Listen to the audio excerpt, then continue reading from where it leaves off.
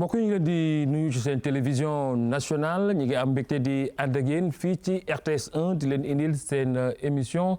justice de proximité kenn dootu leen ko présenté fii ci seen télévision nationale ndax xam ngeen ci ay jamono ñu ngi woon fii ak ministère de la justice ànd ba tey ak coopération française ñu dellusiwaat nag tey am ci plateau bi ay invité yoo xam ne dañuy ñëw waxtaan ak yéen ci lépp loo xam ne jëm na ci wàllu justice de proximité muy maanaam lan mooy yoon ak atte bi nga xam ni moo war ci biir kër yi war itam ci koñ yi war ci mbedd yi war ci quartier yi loolu yëpp daan ci am ay leeral ak ñi nga xam ne ay borom yi xam-xam lañu ñoo xam ne itam dañuy liggéey ci mbir yooyu fii ci Sénégal am na ci ñoo xam ne itam ñu ngi fii ci Ndakaaru bokk na ci ki nga xam ni moom moo di Ousmane Gaye mi ngi suñu ndeyjoor moom moo di président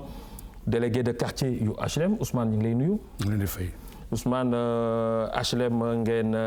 nekk délégué de quartier foofu yaakaar naa am na ay sous quartier ak ñeneen ñi ngeen bokkal kuréel.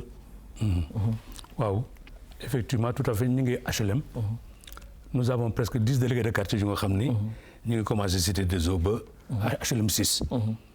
et ci biir loolu ñu ngi sant yàlla bu baax parce que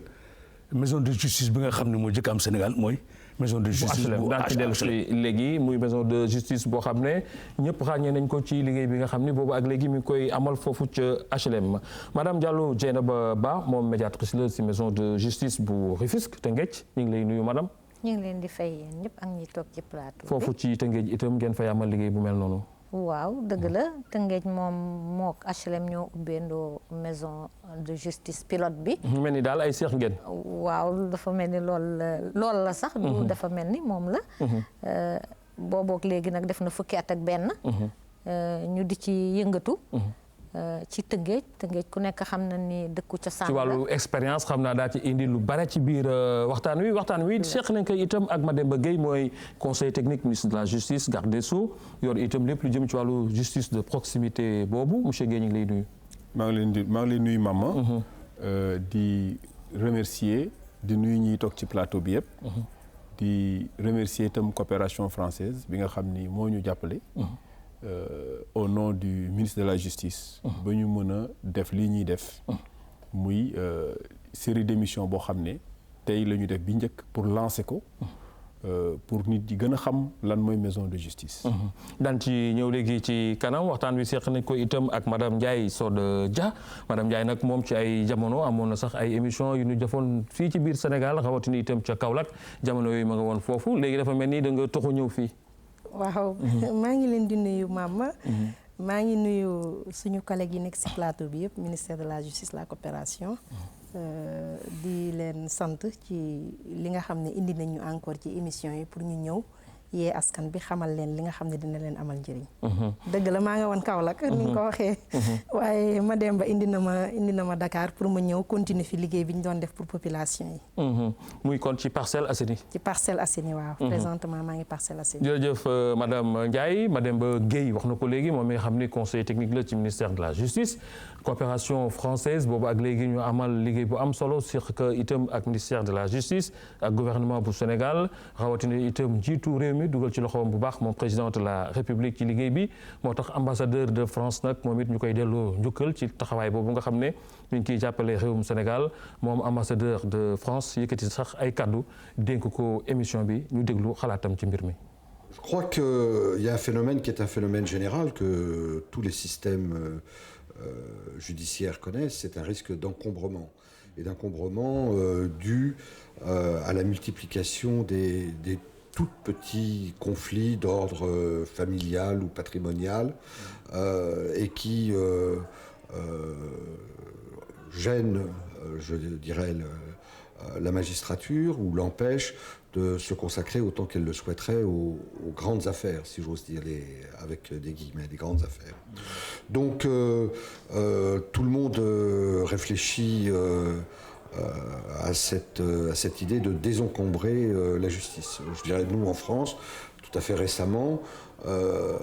nous orientons vers le fait que les divorces par consentement mutuel pourront désormais être réglés devant des notaires sans passer devant un juge.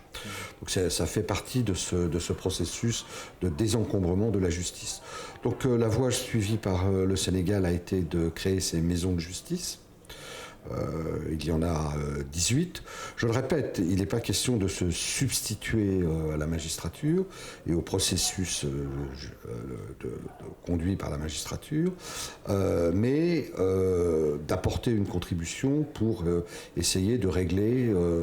les petits conflits. Il se trouve aussi, me semble-t-il, que cette démarche correspond culturellement aux valeurs de la société sénégalaise, dans lesquelles la conciliation, la médiation font traditionnellement est un élément essentiel dans le règlement des petits conflits. Donc il s'agit, plutôt que de passer par les processus, je dirais, traditionnels et informels, de formaliser cette démarche de médiation et de conciliation. Donc ça, c'est un effort que nous appuyons dans le cadre de Mejusen. C'était essentiellement, là encore, de la formation, du conseil et puis l'équipement de maisons de justice. ngook ambassadeur bu France fii ci Sénégal doon rafetlu liggéey bi nga xam ne boobu ak léegi Sénégal sumb na ko ci wàllu liggéey bi ñuy wax justice de proximité ñoom sax France ñi ngi amal liggéey bu mel noonu mel ni itam Sénégal su toppee ci tànk yooyu dañuy rafetlu rek liggéey bi nga xam ne day gën a yombal mbir yi waaye it fexe ba askan wi itam gën di juboo gën di ànd defe naa conseil technique nekk na ay kàddu yoo xam ne mën nga ko rafetlu ci turu ministre bi déjà. wax nga dëgg ñu ngi rafetlu kàddu yi nga xam ni ambassadeur de France wax na ko te damay leeral rek ni que yàgg nañu am coopération ak ñoom ñuy jàppale dispositif bi depuis 2004 li mu wax nag dëgg la soo xoolee ñu taxawal maison de justice yi dañu gis ni yoon ni muy doxee xëy na ñu bëri duñ ci jotee ndax am na ay jafe-jafe yoo xam ni mu ngi nekk ci xëy na léeg-léeg da nga war a fay loo xam ni amoo doole fay ko. wala doo xam fooy jaar te ka la war a mën a leeral ba nga xam fi ngay jaar kooku da nga koy fay.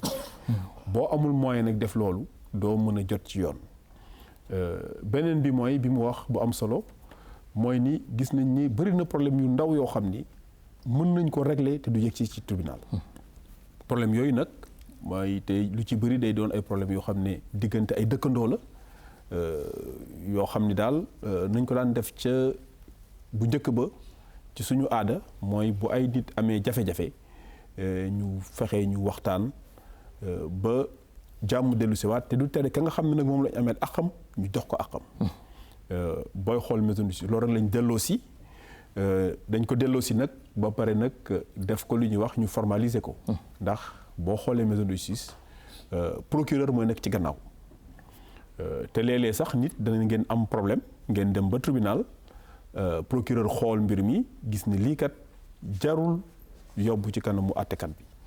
bu ko defee daf koy yóbbu ci médiateur bi fexe ba jubale leen ki nga xam ne moom la ñu ameel akam ñu fay ko akam te ci kaw loolu tam dara du yàqu diggante bi tamit ñu defar ko ndax xam nga ñun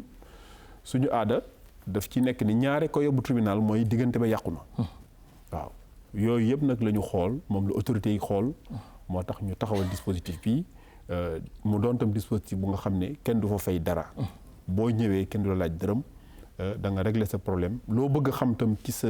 ak sa yelleef dañ la ko xamal te doo ci fay. muy lu am solo mel ni daal ay pénc la yoo xam ne dañ ko delloo si waat ay jotaay la ay waxtaan la yoo xam ne nit ñi dañ ko mën a di bokk fexe daal ba bokk ay kaddu bokk ay yoon bokk jubóo duñu sore trop dañuy déglu rek ministre de la justice moom it mu tontu ki nga xam ne mooy di ambassadeur bu France laata ñu yaatal. lu toll 26 156 dossiers 26 156 dossiers loolu bari na. donc maison de justice yi mën nañ wax ne sénégalais yi xam nañ ko ndax maison de justice yi bari na ay gox yu bare soo demee Daara Dakar fii am nañ fii juróom-benn maison de justice mu nekk Dakar HLM Parcelles Assainies Sicap Mbao Diamaguène Rufisque Grand Yoff ak Kër Massar waaye Ziguinchor am na foofu maison de justice Tambacounda am na maison de justice Mbour Tivaouane Mbacké Koungheul Richard Toll Kédougou Fatick Gossas Diarra Djolof te ñu ngi fas yéene tabax yeneen maison de justice lu toll fukk ak ñaar ci at bi ñëw alors donc mën nañ wax ne maison de justice bi ni ko président Macky Sall bëggee yoon bi dem ci askan bi mu ngi am succès. programme bi nga xam ne la programme bu am solo la ak gouvernement français lañ ko tëral biñ ko signé ba léegi ñu ngi ñuy jàppale ci biir loolu te fii ci ministère de la justice dañu am ki nga xam ne moom moo koy toppatoo spécialement. dañ fi am benn conseiller mooy Mademba Gueye moo koy toppatoo moom mooy dem organiser ay séance de formation parce que loolu dafa am solo xam ñi nga xam ne war nañ def liggéey coordinateurs yi ñi nga xam ne tamit yeneen société comme ONG ñi nga xam ne bëgg nañ ñoom tamit ñu jàppale leen ci liggéey bi ou ñu ñëw jàppale ñi nga xam ne dañu nekk ci jafe-jafe yi formation yooyu ñoo moo koy def. te am na li nga xam ne tamit dafa am solo ci biir liggéey bi ñu ngi koy def ak ministère de la coopération française maanaam gouvernement français bi mooy di li nga xam ne dina tax grande majorité mais sénégalais yi ñu gën a xam lan mooy yoon lan mooy yoon mais li nga xam ne mën nañ ko xam ci lu jëm ci état civil lu jëm ci mariage lu jëm ci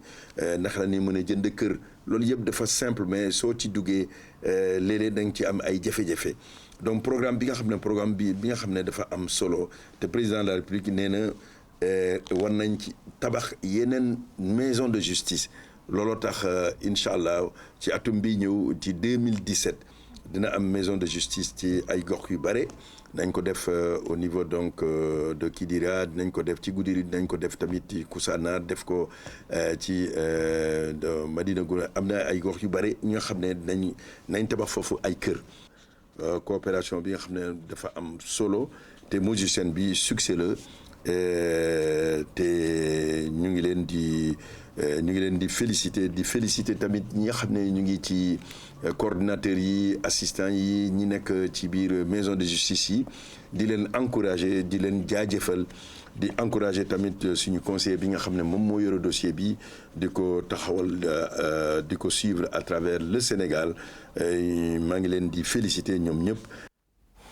Maître Sidiki Kaba mooy ministre de la justice bu Sénégal garde des Sceaux mel ni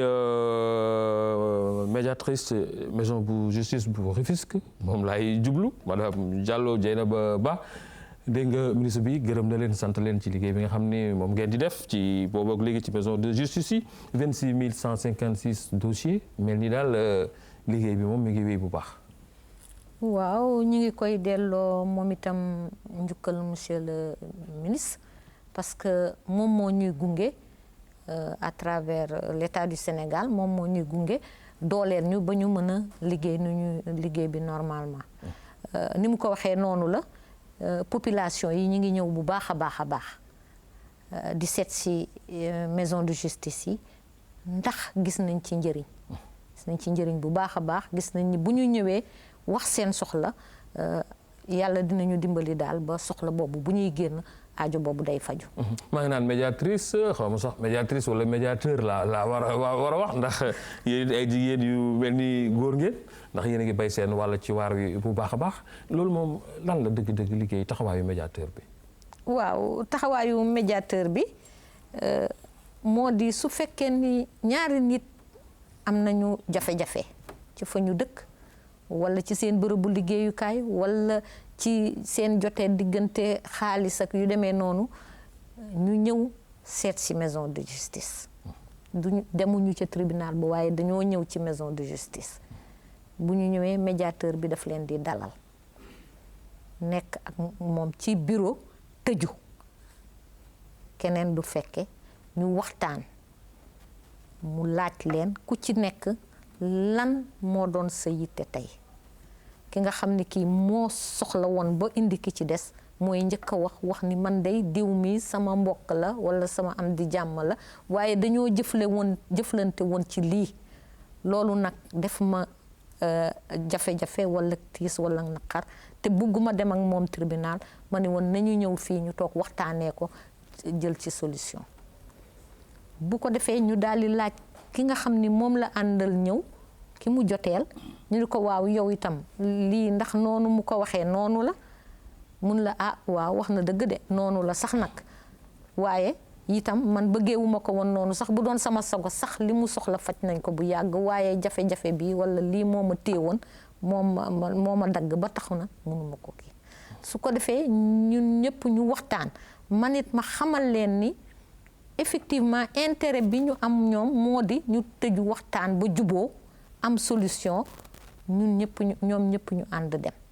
bu ñu d'accordee ci principe boobu ñu daal di seet nag nan lañ koy doxalee ñu tëral ko tënk ko ci li ñuy wax benn PV ñoom ñaar ñëpp ñoom parti yëpp ñu signé PV bi ñu daal di nag continuer procédure fexe ba loolu ñu tënku mu daal di ñu koy def ñu def ko léegi nag xam naa ni ci yaatal bu fekkee ni dem nañ ci biir dinañu wax yi nga xam ne yii yëpp moo fay faral di ñëw comme jafe-jafe. daan ci dellusiwaat léegi balay boobu dañ jox kàddu gi rek madame Ndiaye Sode Dia moom du médiateur waaye coordonnatrice la dafa mel ni kër gi daal da ngeen ko séddale ay pàcc ku ci ne am ci wàll woo xam ni moom la yor yow ngay coordonnatrice loolu lu mu. waaw dëgg la Mama kër gi noonu nga ko waxee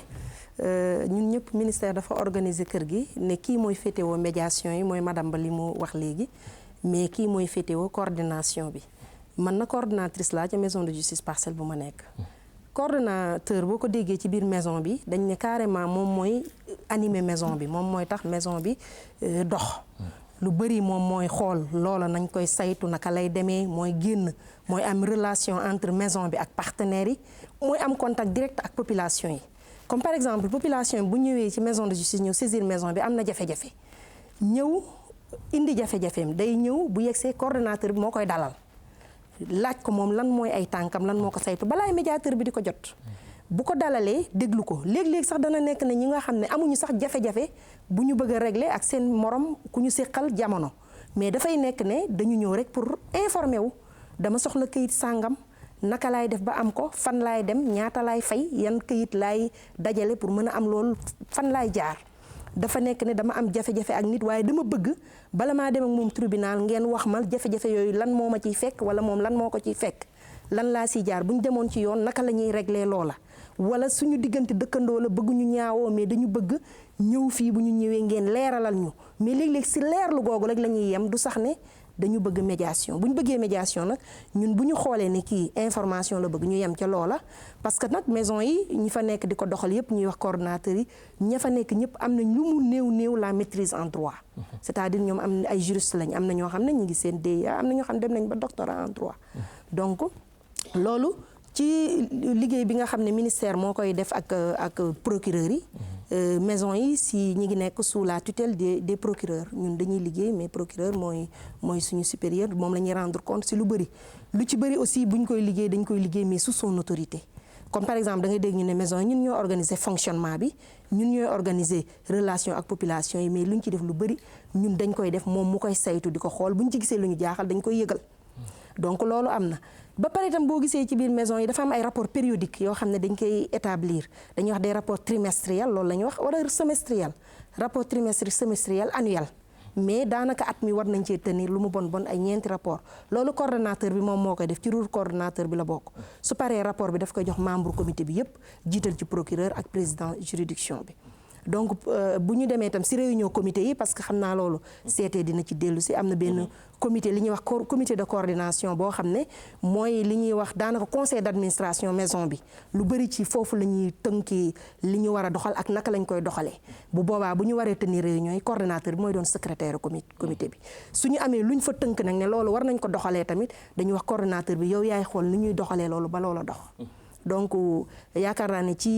yaatal bu ñu dellusiwaatee dinañ dellusiwaat ci biir ñu mën a dugg xóotal bu baax coordonnateur lan mooy liggéeyam. ñu fàttali kon mbokk yi ne émission bi ngeen di topp moo di justice de proximité soo ko déggee rek mooy wàllu yoon ak àtte fexe bu mu gën a jege askan wi bu baax a baax mel ni itam ci HLM moom foofu mbir mi jege na askan wi bu baax. waaw jërëjëf Mame ñu ngi lay gërëm di la sant. di kontaan trop ci émission bi ñu invité. di remercier monsieur Mademba Gueye bi nga xam ne moo représenté le ministre de la justice di gërëm monsieur Bari fi mu nekk ñun dañu sant yàlla parce que vraiment avec l'arrivée des maisons de justice au niveau du Sénégal problème yu bare dafa réglé ñun en tant que délégué de quartier dafa am lu nga xam ni léegi dafa yomb ci ñun avant l'arrivée des maisons de justice ñun délégué de quartier ñu daan régler problème yooyu ñun ñoo daan atte ñun ñoo daan jël dossier di ko envoyé au niveau du tribunal yëpp mais maison de justice bu ñu ñëwee léegi population yi ci ñun la ñuy ñëw ñun léegi ñu jël dossier yi transmettre ko maison de justice te dañ ci gis njëriñ ci ñun parce que maison de justice dafay tax nit ki le citoyen dafa ñeme léegi parce que boo nee su ma demee maison de justice HLM bari daa fay fekk te bari suba bu yeewoo yéenay tase boulangerie yéenay tase ci ngénte li yéenay tase ci dëj ji su ma amee son problème du ma tiit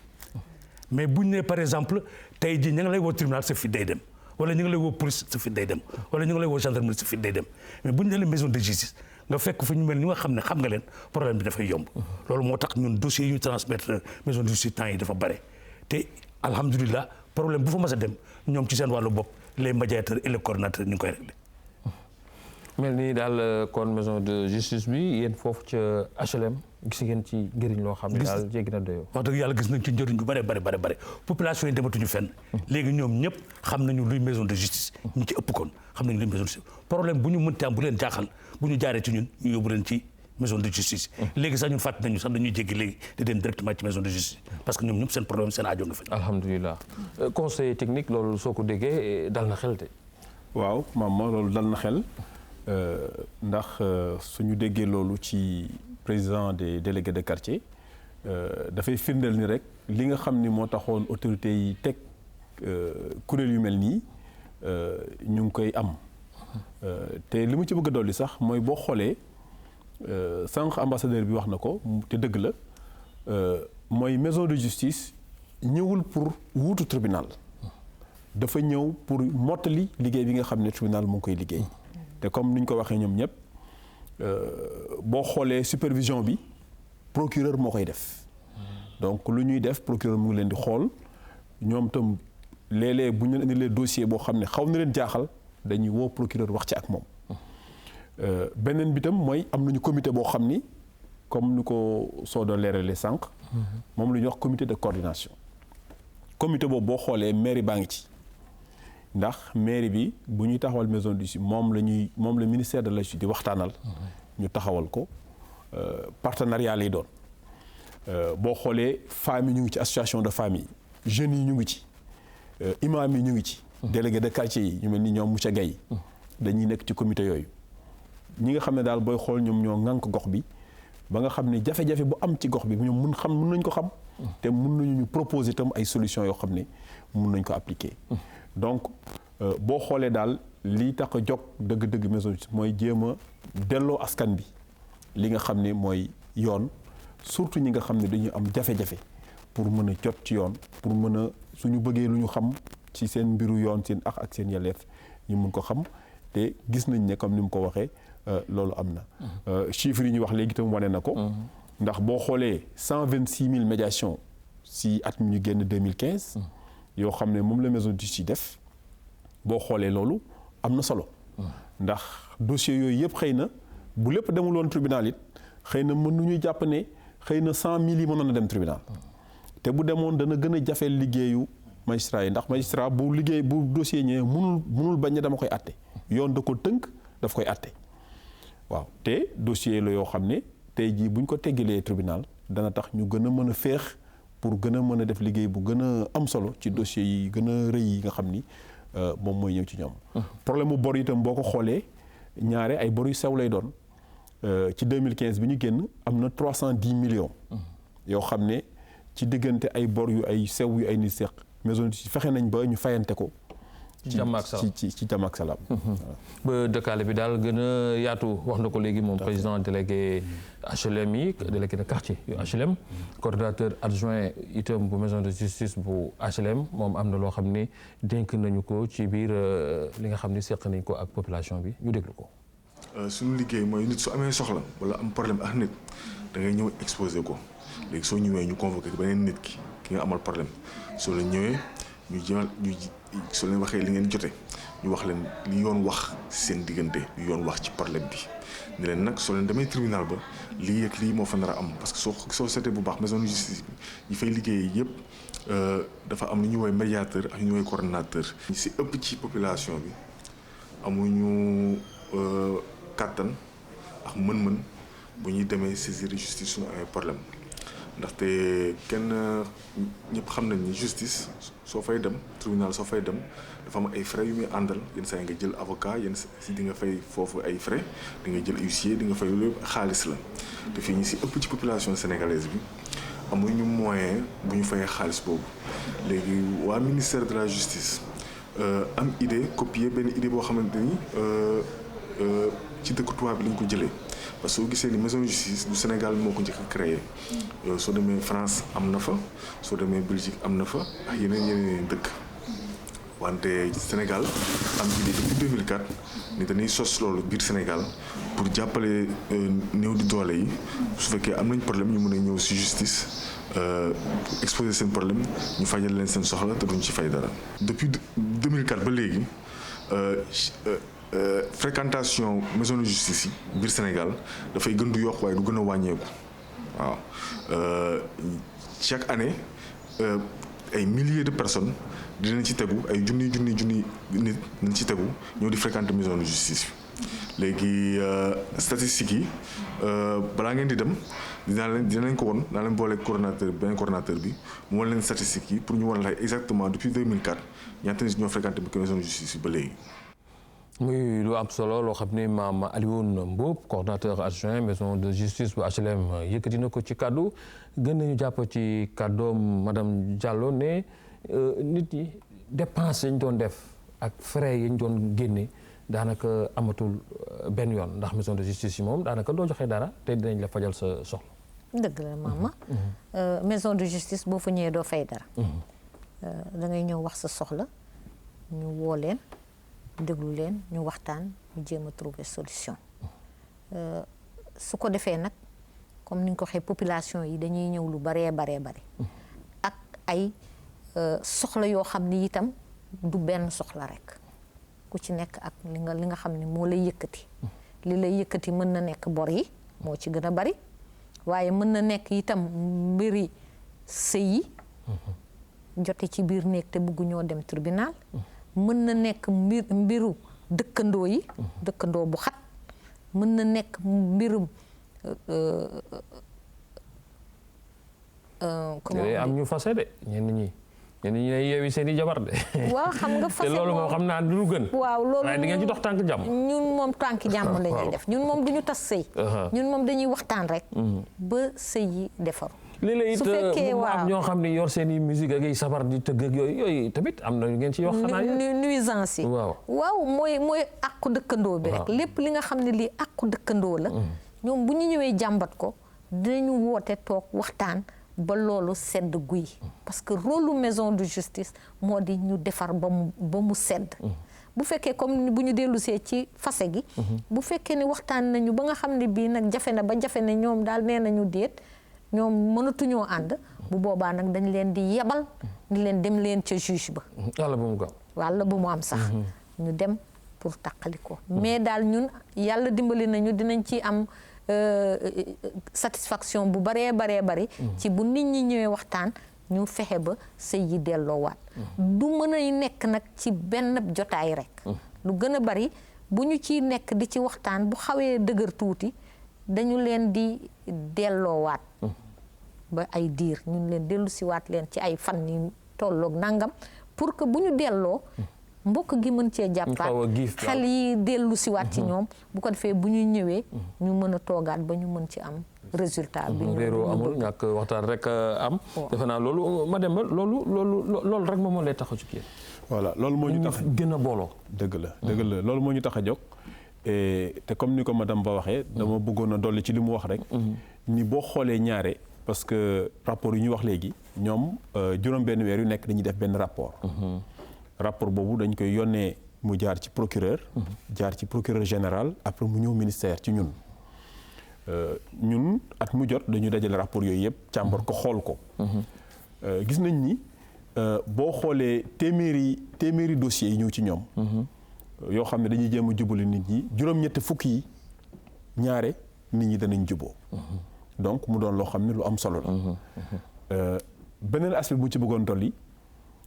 madame Ba wax na ko sànq mooy sutura bi nga xam ne ci la ñuy régler problème yi ndax maison du justice comme ni ma ko waxee ñoom ñun lu ñuy def mooy dañuy dellu si aada ak cosaan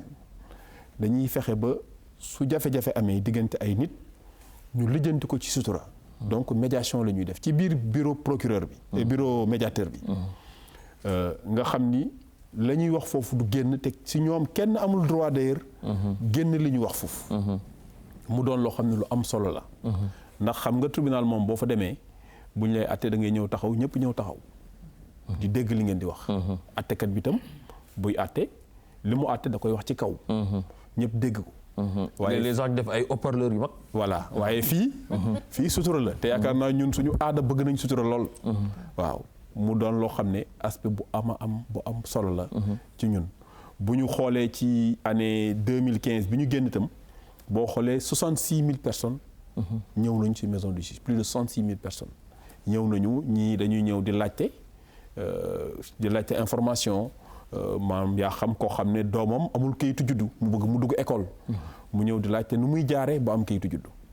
wala doon koo xam ne dafa bëgg a jënd kër xamul nu muy def ba jënd ko bu ñëwee foofu dañ ko leeral. lépp wax ko ni muy jaar te du ci fay dara. donc mu doon daal loo xam daal gis nañ ne askan bi daal ni ko médiateur coordonnateur adjoint bi waxee sànq. dañuy gën a di xam maison de justice di gën a ñëw te émission bi bokk na li ci tax ñu def loolu. lu koy gën a wane émission la boo xam ne di ngeen ko mën a topp ci seen télévision nationale muy fii ci studio bi waaye it fu mel ni HLM fu mel ni Tëngéej fi nga xam ne fa la madame Ba jógee fu mel ni Ziguinchor ak feneen foofu yëpp dañu fa amal ay émission yoo xam ne ngeen ko mën a topp ci seen télévision nationale lépp rek ngir fexe ba lii di justice de proximité gën a jege ñi nga xam ne ñoom ñoo di population bu Sénégal ministre bi wax na ko sànq madame Ndiaye wax na ba ni tontine.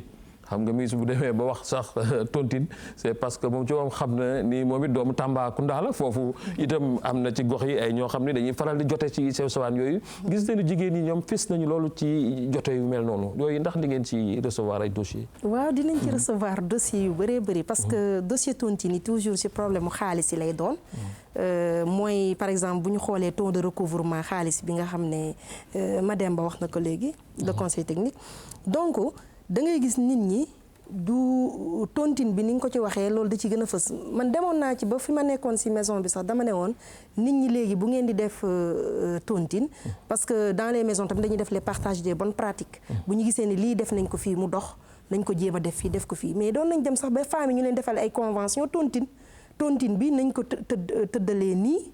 ñii ñoo bokk ci tontine bi lii la ñuy cotiser ku teggi lii lay am lii mooy dem ci kii bi loolu bokk na ci ñun coordonnateurs yi li ñuy def ci information juridique ak essayer formaliser nit yi seen ay relation dem nañ sax ba léeg-léeg contrat de location yi nga xamante ni parcelle ba ma nekk loolu moom moo fa gën a fës damay wax nit ñi bu ngeen demee ba séqatik nit ñi location da ngeen di ñëw ma defal leen contrat te comme niñ ko waxee ni ko ñëpp waxee noonu la demee duñ ko fay benn dërëm dana tax nit ñi tënku xam li ñu tënku bu leer bu ëllëgee bu jafe-jafe di am ñu xam ne jafe-jafe bi kat ci benn charte tënku bi contre article sàngam loolu la am ku jalgati bu ko defee sax bu boobaa bala ñoo dem ci yoon dinañ leen envoyé ci médiateur bi ñu dem ñu ne waxtaan leen ci ki nga xam ne moo jalgati ñu wax ko li ci yoon wax ak li nga xamante ni bu ñëwee fii ñu waxtaan mu tegu ci yoon bi moom moo gën ngeen continuer seen relation yi donc madame Ba li mu wax tamit loolu am na bu baax gis nga même problème mu sëy yi maama su fekkee ne dem nañ ba waxtaan sottiwul ci biir maison bi médiateur bi da lay envoyé ci coordonnateur bi mu ne demal mu expliquer la procédure bi boo waree dem tribunal fan ngay jaar yan pièces ngay fournir ak boo yeggee naka ngay fay ak lan moo la fay fekk lu ci ëpp man maison yi dinañ fexe ba parties yi bu ñu dajee dinañ fexe ba ñu def sax li ñuy wax divorce par consentement mutuel nga xam ne dinañ mën a tàqalikoo mais tàqalikoo bu rafet tàqalikoo bu mënta ñàkk tamit ñu def ko ci anam boo xam ne ñoom ñoo d'accord ci terme tàqalikoo yi kii ne kii moo yore xale yi kii ne man nangam laa mën a joxe ci joxin boobu sax léeg-léeg ci kër yi di nga gis ñuy waxaale joxeel nangam di diis na si man wàññi ko en tout cas ñu fexe ba bu ñu demee tribunal xëccoo ba du nekkati foofu ñaawoo ba di gën a nekk foofu gis nga bu ñu dellu see tuuti ci kayit yi seetee wax na ko léegi si état civil maam maison yi dafa régler problème yu bëri si population yi population yi da nga doon soxla benn kayit war a dem tribunal ñu di la laaj 2 junneeg 3 junneeg 4 junni da ngay dégg ku ne fay naa ci xaalis bu bëri te moom ci rek ñàkk a xamam c'est-à-dire moom kayit bi soxla na ko mais xamul fan la war a jaar ak naka lay fay léegi moom ci dégg-déggam day yaakaar ne kayit bi ñu lijjantil ma ko de moo gën a yomb fekk ne yow toujours liy gën bu ñu ñëwee ci maison yi ñun dañ leen di monter des dossiers en bonne et due forme wax leen dossier par exemple naissance kayit yi yëpp lay soxla demal nga kii ko ba ci biir maison yi dañ leen di bindal ñun demande yi te duñ fay dara te demande boo génnee maison bi ci biti dong boo ko bëggee fayal da nga fay ñaar téeméer wala ñeenti téeméer pour ñu bindal la demande kese mais biir maison yi dañ leen di bindal demande même plainte yi boo génnee biir maison bi rek dem à côté fekk kuy bind boo ko binduloo da ngay fay mais biir maison yi dañ leen di bindal plainte yi léegi nag bu ñu la monté dossier en bonne et due forme ñu ne la demal nga déposer ko tribunal mais boo demee itam nangam nga ciy fay pour bañ aussi ñi nga xam ne li ñuy wax les facilitateurs ñu ne dañ lay jàppale ba pare fekk ne yow dañ lay lor parce que léeg-léeg ci biir jàppale bi dañuy ñëw ne dañ lay jàppale mais en réalité dañuy dem wutal li ñuy wax acte fictif acte boo xam ne c'est pas inscrit dans les registres d'état civil bu ëllëgee yow nga soxlawaat kayit boobu nga am jafe-jafe bu rëy gox yi ma jógee da nga gis xale yu bëri seen njàng yàqu na ci kayit yu nga xam ne jaarul yoon donc dans le cadre des sensibilisations bu ñu demee ci population bi comme aussi coordonnateur bi mooy def relation contact avec les populations ñun bu ñu demee ci population yi dañ leen di wax ne la bu ngeen soxlaatee kayit ngal la waaye ñëw leen maison ba du ngeen ci fay dara parce que nit yi fay bi moo leen di gën a tiital ak jafe-jafe bi ñu koy am loolu moom mooy tax ils veulent li ñuy wax la voie facile alors que voie boobu ce n'est même pas facile c'est la voie la plus difficile la plus compliquée léegi nag boo ñëwee ñun bu ñu la waxee ne la boo ñëwee déjà doo fay dara day yombal ñëw bi bu ñu ñëwee aussi ñun gis ñu laajul audience laajul dara da ngay ñëw boo ñëwee ne coordonnateur bi laa soxla dañ lay wax ku ci topp nga dugg boo duggee gis ñu poser sa problème ci saa si ñu daal di koy régler surtout information yi bokkut ak médiation yi soxna ay renvoi mais information yi da ngay yëg ñu informer la bu dee assistance man en général dama lay wax demal wuti kayit yi fii nga koy amee nga wut ko boo ñëwee ñu defal la demande bi rek nga daal di dem jërëjëf muy kon lu nga xam ni am na solo loolu lu ci gën a am solo nag lépp day jaar ci biir sutura maanaam daal secret bi moom dañ koy téye ci biir fi nga xam ni moo di kër gi ba dara du ci génn ci koñ bi wala ci mbedd mi loolu it am na ci solo loolu c'était wax na ko léegi insisté si trop muy lu am solo ndax nag confidentialité ñu koy wax ci tubaab ni moom loolu daal am na ci solo nit ñi luñ ci xamit ak luñ ci yor ci xibaar it dañ koy téye bu baax mu nekk secret bu ñu fas du génn fenn wax na itam waxu kayitu juddu yooyu bari na ay xale yoo xam ne seen njàng yàqu na te fekk rek mbirum kayitu juddu moom moo ko waraloon mu mel ni nag mën nañu dabu jàngu xale yooyu kii moom tey suba bi ñu xëyee dem maison de justice HLM suñu équipe yi Yvette Thioum ak El Hadj Malick Dieng dañoo dajeek moom ci buntu maison de justice bu HLM moom nag mi ngi tudd Matar Dieng ñu déglu mu wax ñu lan moo taxoon mu xëy ñëw foofu maison de justice bu HLM. maa ngi fi doog a ñëw tey parce que sorul suma kër quoi dama renseignement moo soxla woon wala may dem feneen police ak feneen laa fi ñëw mais am naa teg na ma si yoon daal am na njëriñ daal. waaw trop vraiment am na njëriñ. parce que au lieu nit ki dem tribunal police ak feneen pour renseignement pour loolu la daal ñu guidé la wax la yoon loolu moo fi indi. moom bénéficiaire la xëy na délégué de quartier xëy na xàmme nga ko ci koñ bi foofu. waaw d'ailleurs sax man la indi woon convocation bi. waaw man la indi woon convocation maison de justice bi. man maa demoon fu ma waroon dem joxe ko fa. ba tey maa ngi gërëm di sant lii madame la coordinatrice des Parcelles Assainies wax. ci affaire kayitu juddu yi. parce que vraiment ñi ngi gërëm maison de justice yi surtout ci audience foraine yi xale yi nga xam ne amuñu kayitu juddu. bu ñu juddu wala kenn déclaré leen alors ñoom ñu def benn kuréel bu nga xam ni yombal na nit ñi. fayu ñu def ñu dara ñu def audience foraine ba ñu bari léegi am na kayitu juddu ba pare ci wàllu sëy yi maa ngi gërëm maison de justice bu HLM ñoom dafa mel ni ñoom ay avocat lañu parce que man population yi dañ may seet si ni wax dëgg yàlla depuis ba ñu demee maison de justice pour suñu problème mu sëy problème yi ñu fa amoon saafara nañ ko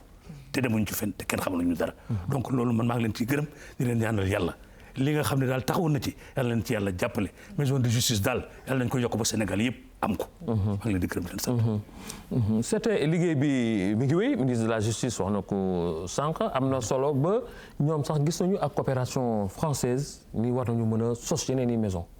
waaw maman liggéey bi comme ni ko garde soo waxee. gis nañ ne am na solo te amal na njëriñ population yi. te population yi itam gis nañ ci seen bopp. ba tax na tey état bi li mu bëgg mooy ñu fexe fu nekk ñu def fa maison de justice maanaam ci réew mi yëpp. te ministre wax na ko léegi sànq tamit am nañu projet boo xam ne bëgg nañu def 12 maisons de justice 2017. yoo xam ne dañ koy tabax ndax comme ni ma ko waxee sànq maison de justice yëpp ci ëpp maanaam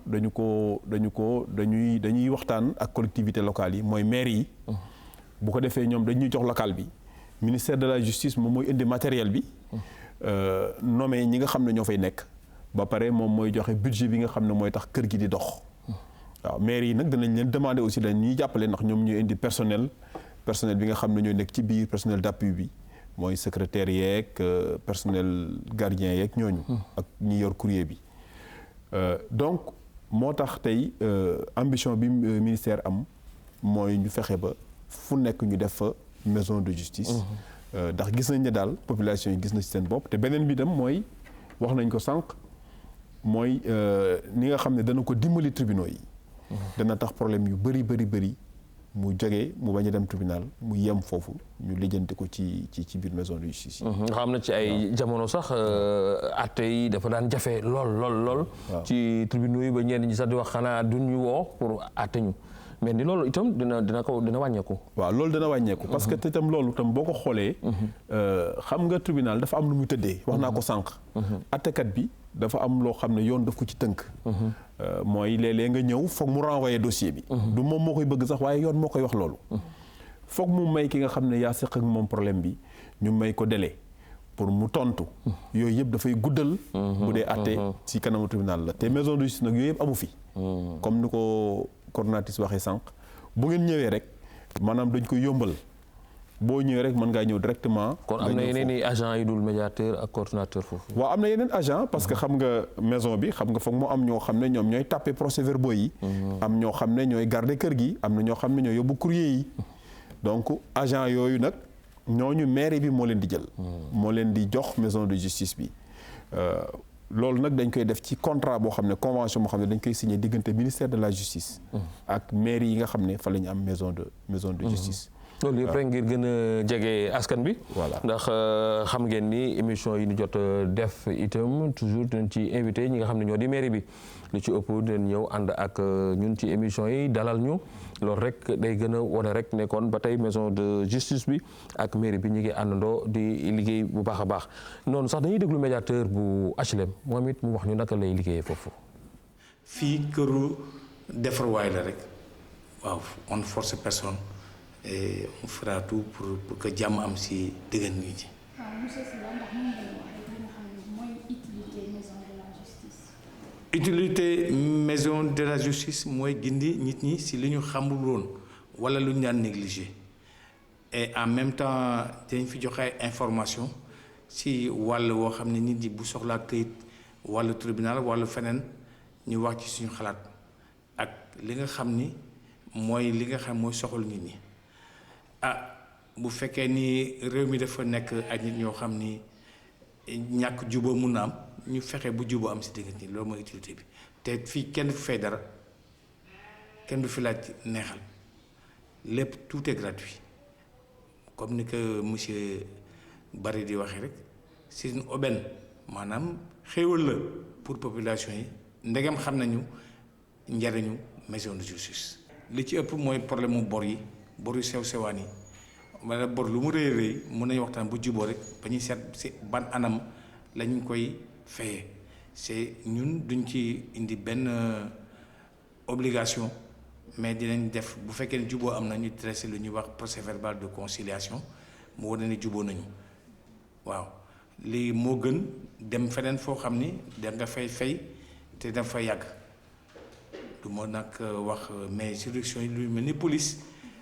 li ci mel ni gendarmerie li ci mel ni tribunal dañ koy moytu pour jàmm am na foofu naam mais fii si la gën a woyofee waaw mbirum ndono bu amee ay lëj-lëj dañ ko lijjanti wax ñi ni ñu war a def bu fekkee ne ay bor la dañ waxtaan bu juboo bu fekkee ni tamit ay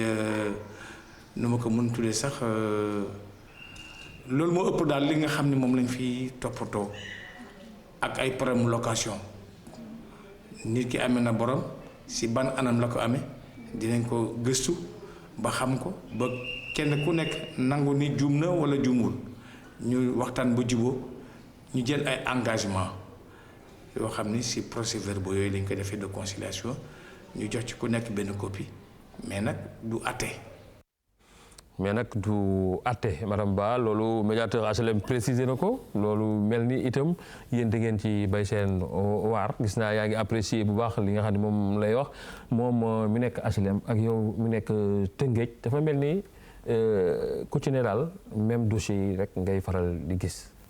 waaw même dossier yi la ñuy gis. dossier yi ay dossier wu bor la wax naa ko sànq. ay dossier wu kër jotee. ci biir kër mooy bor yi. bor yi dafa xaw a yaatu waroon nañ ko sax xëy na kii ndax dina am boru location. dina am boru jaay. dina am boru leble. dina am boru tontine. dina am boru salaire. daf mooy ouvrier bi mu liggéeyloo ba ngoon wala ba ñetti fan. fayu ko journée yi manœuvre bi dafa am boru jànq bi liggéey ci kër gi weer dee fayuñu ko kon bor yi loolooy tax bor yi bari parce que ay façon yu bari la waaye ku ci nekk ci ñoom da ngay bëgg itam jot sa tuut boobu bu ko defee nag ñun itam ñu leen di gunge fexe ba wax na it mbirum doono waaw doone bi bari na ci lool héritage yi bari na ci surtout dëkk bu mel ni Tëngéej nga xam ni vraiment comme maa ngi ko doon wax sànq dëkk cosaan la dëkk bu yàgg la waaw dëkk bu yàgg la donc foofu aussi ndono ba bari na fa lool ay lënc mais terewul rek bu ñu ñëwee ba toog ba waxtaanaat dinañu delloo si ku ci nekk ci sago ba fexe ba ñu dëkk ci jàmm ak salaam ku ci nekk la nga ca moom nga mën koo jëfandikoo loolu moom dinañ koy def foofu mais di ñaax population bi pour ñuy gën a ñëw pour ñuy gën a jege maison de justice yi pour ñu mën ci am ñu mën ñoom am solution mën ci bénéficier ñan la polarisé Tëngéej nag département bi yëpp la jël na la ville de Rufisque en tant que tel mais jël na département bi yëpp ba Bargny ba Yène Sébikotane Sendou ba foofu Tivaouane Peulh Niaga Bambilor Sangalkam Plan Jaxaay donc yooyu yëpp daal dañuy ñëw seet si maison de justice pour ñu mën a toog waxtaan faj aajo yi waaye nag du tere toujours ñun ñu ngi leen di wax ne lu ngeen gën a mën a ñëw muy gën a baax ndax nag defaroo ci waxtaan ba juboo moo gën ñuy taxaw tribunal day yàq mbokk te mbokk moom li ko defar moo gën li ko yàq jërëjëf madame Diallo madame Ndiaye Parcelles Assainies moom it yaatu na de macha allah waaw macha allah Parcelles polarisé na déjà Parcelles la commune de Parcelles waa Cambérène aussi Parcelles la ñuy ñëw Patte d'Oie aussi Parcelles la ñuy ñëw Grand Yoff bokkatul Parcelles parce que léegi am na coordonnateur maison de justice bu Grand Yoff donc ñun ñëpp dañuy ñëw Parcelles donc comme li ngay wax sànq population yi dañ leen di wax ne leen toujours nañu ñëw parce que maam problème mu Sénégal yëpp li ko gën a jafeel rek mooy nit ñi amuñu information ci lu bëri donc comme maison yi ibil nañ leen seen porte te bu ñu soxlaa information da ngay ñëw ñu jox la ko gratuitement da ngay ñëw informé wu parce que boo xamee say droit rek daanaka lu bëri dootuñu la ci mën a nax te bu ñu la naxul rek daanaka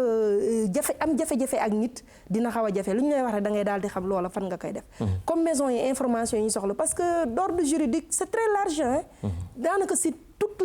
tous les volets de la vie li nga xam ne lépp si dundu doomu aadama c'est régi par la loi donc bu ñu ñëwee dinañ leen informer dinañ leen ne fan la ñuy jaar fan la ñuy teg seen tànk duñ leen naxati si nangam ngeen war a fay te fekk waruñu fay loolu duñ leen naxati ci di leen wutal ay kayit yu baaxul parce que kayit yu baaxul tribunal suñu leen waxoon li ñuy jot ci ay acte rectificatif xamoo nu mu toll bu ñu lay wax pourcentage lépp si ay kayit yoo xamante ni niñ ko amee loolu leneen mën na la ci fekk donc di leen ñaax ñu ñëw di leen wax ne maison yi seen maison la ñoom ni ñuy bëggee maison yi rek ñun dinañ ko doxalee noonu et puis tamit toujours vraiment on est là pour toute la population sénégalaise on est là pour travailler pour les populations donc ñu ñëw xam ne maison yi seen kër la li fa nekk ñoom lañ ko bàyyil bu ñu ko jël see ñoom ñoo ko moom bu ñu ko jëlul ñoom ñoo ko moom voilà 3 minutes moo ñu dese président 1 minute 2 minutes monsieur Guèye président voilà man damay gërëm di sant rek le représentant du ministère de la justice monsieur Mademba Guèye le médiateur des HLM monsieur Sylla le coordinateur monsieur Barry et son adjoint monsieur Mboup wax dëgg yàlla ñu ngi liggéey moo xam ni liggéey bu xarañ la liggéey bu nga xam ne vraiment ñun ñëpp gis nañ ci suñu bopp di leen gërëm di leen sant bu baax a baax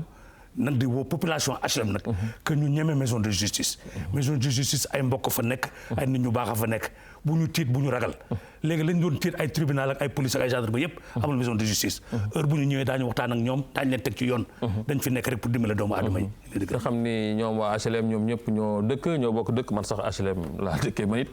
mel ni kon sama waa maison de justice ñoo ñëwoon tey aussi ñëw fekk si ma fii ci biir émission bi. conseil technique kon le mot de la fin léeg-léeg il faut ma làkk tubaab ndax sama mbokk tubaab yi ñoom it coopération française bi mën a xam ni ñoom it ñu ngi ci biir. waaw jërëjëf Mama. li ma ci bëgg a dolli rek mooy bu ñu tënkee rek. daanaka li nga xam ne génn na ci waxtaan bi. wane na ni maison de justice. kuréel la goo xam ni dañu delloo ci cosaan ba pare encadré ko. encadré ko. procureur nekk ci gannaaw tribunal nekk ci gannaaw ba pare def ci sutura te gis nañ itam population yi dëgg-dëgg gis nañ ci seen bopp ci maison de justice yi ñu ngi ciy ñëw bu baax lii nag boo gisee ñu def ko dañ ko def pour nit ñi gën a xam maison de justice yi dama koy bantu rek émission la boo xam ne dañ ko def pour lancer ay émissions yi nga xam ne danañ ko def ci Sénégal yëpp fii ba Ziguinchor am na benn troupe boo xam ne moom la ñuy jël dana jël ay thèmes yoo xam ne mooy problème te thèmes yooyu sax buñ koy tëral dañoo xool problème yi nga xam ne mooy gën a ñëw ci ñoom ñi ci maison de justice yi mooy mbiru mariage mbiru divorce mbiru luyaas mbiru ndono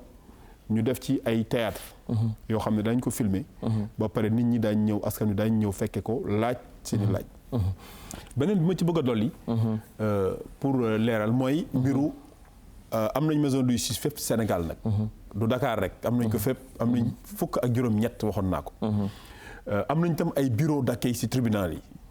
tey boo demee tribunal ci buntu tribunal bi da nga fa fekk bureau boo xam ni tribunal yu bëri am nañ ci fukk ak juróom ci Sénégal loo boo ñëwee di wut këyit daañu wax fi ngay jaar ndax li ñuy bañ mooy xam nañ ne bëri na ñoo xam ne tey ñu ngi yàq deru justice bi te ay nit la yoo xam ne mooy ñuy wax intermédiaire dañuy ñëw kar la ci buntu tribunal bi ni ko coordonnatrice waxee sànq ne la ban këyit nga bëgg nga ne maanaam casier judiciaire la bëgg ñu laaj la 10 000 fekk téeméer nga waroon fay léegi nag moo tax ñu taxawal bureau yu mel noonu pour ñuy gindi nit ñi di leen teg ci yoon ba nga xam ne du ñu mel noonu du ñu leen mën a këf. waaw loolu yëpp autorités yi ministère de la justice ñu ngi ciy liggéey.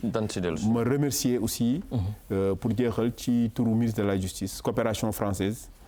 bi nga xam ne tey attaché de coopération. madame Solène Dibois moo ko fi toogal. ak madame Catherine Boltesser bi nga xam ne mooy conseiller technique. chef projet Mujisen bi ñuy jàppale ci lii ñuy def nii.